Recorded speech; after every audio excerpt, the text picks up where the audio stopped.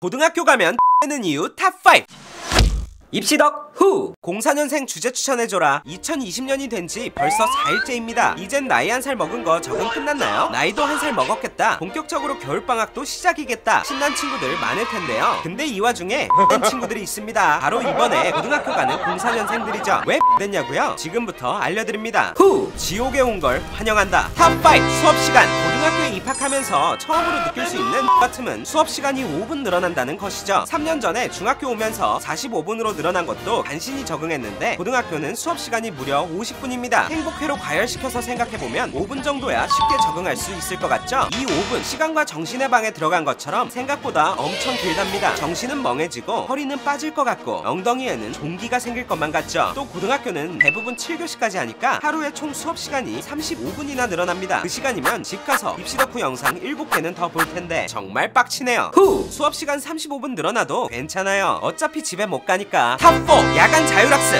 고등학교에 들어가면 중학교 때는 듣도 보도 못했던 야간 자율학습을 하게 됩니다. 아침부터 밤까지 학교에 갇혀있는 거죠. 학교에 있는 시간이 집에 있는 시간보다 더 기네요. 물론 지금은 예전보다 많이 나아져서 야자를 강제로 하지 않는 학교도 늘어나는 추세랍니다. 보충 수업에 야자까지 하게 되면 대부분 밤 10시에 하교를 하게 되죠. 그러다 문득 별림 달림과 함께 교문 밖을 나서는 자신을 보면 감성이 폭발해버려서 공부하기 겁나 싫어진답니다. 또 일부 고등학생은 방학이 되어도 쉬지 못하는데요. 방학 때도 방학 보충 수업 들으러 학교에 나와야 하기 때문이죠. 아우 같아. 후! 학생들의 영원한 주적 시험. 고등학교 가면 더 악랄해진답니다. 탑3 시험. 학생들을 괴롭히는 건 바로 시험이죠. 중학교 다닐 때도 시험 기간에는 항상 힘들어 죽을 뻔하지 않았나요? 근데 고등학교에 가면 시험의 난이도가 에베레스트 뺨치게 올라간답니다. 중학교 시험이 신라면이라면 고등학교 시험은 핵불닭 볶음면인데요. 국어에서는 얄리얄리 얄라셩 얄라리 얄라 같은 한국어인지 외국어인지 모를 작품들을 배우기 시작하죠. 영어 과목의 경우 외워야 할 지문의 양이 기하급수적으로 늘어나고 수학은 숫자 놀이하는 것도 힘든데 꿀렁꿀렁한 그래프 같은 것도 그려야 합니다. 사회나 과학 과목은 아메바가 이분법으로 늘어나듯이 이상한 과목들로 쪼개지고 많아집니다. 당연히 시험 봐야 될 과목도 늘어나는 거죠. 시험 문제도 단순 암기만이 아닌 수능 냄새 솔솔 나는 사고력 문제가 많아지기도 합니다. 근데 더 큰 문제가 있는데요. 중학교 때는 1년에 시험을 4번 봤다면 고등학교 때는 2배로 뻥튀기 되어서 8번 본답니다. 바로 3월, 6월, 9월, 11월 모의고사 때문이죠. 고3이라면 4월, 7월, 10월 모의고사도 있고요. 학기 시작하자마자 3월 모평 보고 좀 쉴만 하면 중간고사, 또 놀만 하면 다시 모의고사, 한숨 돌릴 때쯤 기말고사. 이런 시스템이 메비우스의 띠마냥 3년 동안 반복된답니다. 제발 살려줘. 후! 시험 시스템에도 같은 변화가 생긴답니다. 탑2 상대평가. 중학교 내신은 절대평가인데요. 일정 점수만 넘으면 인원수에 상관없이 A, B, C, D 2등급을 주는 시스템입니다. 만약 90점부터 A등급인데 전교생 300명 모두가 90점 이상이라면 300명 모두가 A등급인 해피해피한 시스템인 거죠. 또 내가 외고 같은 특목고를 준비한다거나 비평준화 지역에 사는 게 아니라면 내신에 크게 목매달지 않아도 된답니다. 하지만 이런 해피해피 시스템은 고등학교에 입학하는 순간 대박살납니다. 고등학교는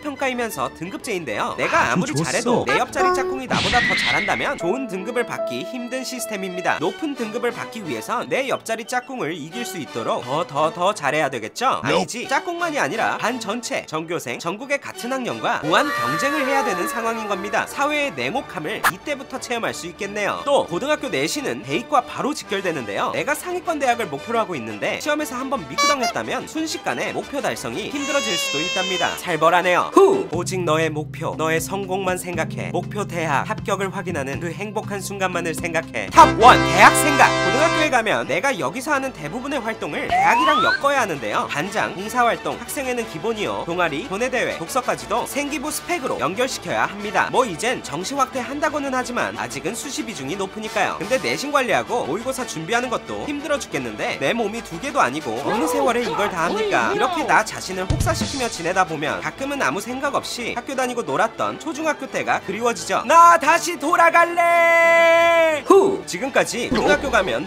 되는 이유를 알아봤습니다. 근데 그렇다고 고등학교에 안 갈 수도 없는 노릇, 피할 수 없으면 즐기라고 하잖아요. 인생에 한 번뿐인 고등학교 생활, 재밌는 순간들도 많으니까 열심히 해봐요. 모두 화이팅! 그럼 구독하시고 고등학교 가요 여러분. 빠이! 평소에 학교 생활하면서 진짜 궁금했던 주제나 입시덕후가 다뤄줬으면 하는 게 있었다면 댓글이나 인스타 DM으로 보내주세요. 제가 빅데이터와 팩트로 무장해 알려드립니다.